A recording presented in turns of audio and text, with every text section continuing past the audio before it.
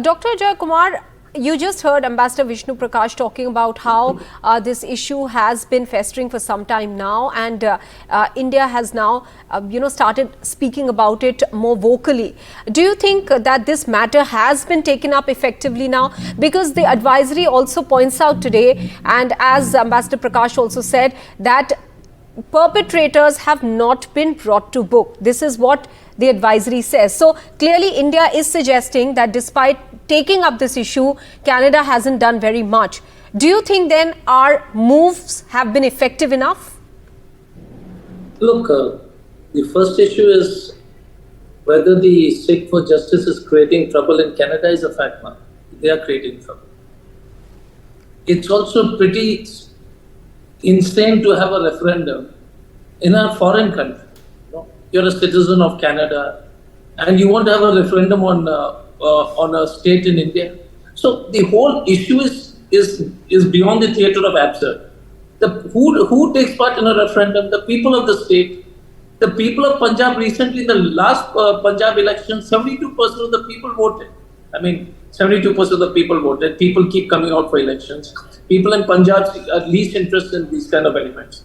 But across the world, all NRIs, whether you see the Khalistani movement in Canada, whether you see the fringe elements of both the Hindu and the Muslim sects going bonkers across in different parts of the world, the ability for you to continuously fish in troubled waters. I just heard that the Consul General of Pakistan also attended from Vancouver, met people. So, bottom line is, I think the India's concern is valid. Whether it's safe for Indians and all, I don't know. I just should make a comment because I have no clue. The Ministry of External Affairs will be better informed. I don't think they're targeting Indian people as such because that would be ridiculously stupid. But anyway, that we need to verify. But the fact is, I think on these issues, whether it's the Congress, BJP or anybody else, I mean, all of us have one voice to speak that any kind of forces which are inimical to India's interest, which continue to create a storm in a teacup overseas.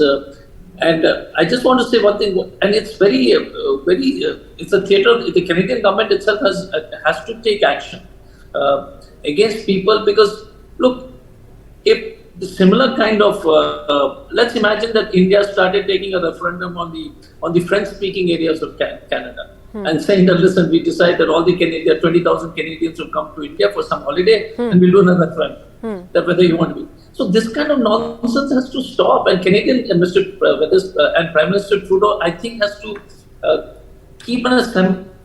has to ensure, dignity of international relationship. I mean, if Mrs. Trudeau goes and is seen, if it's inadvertent, it's all.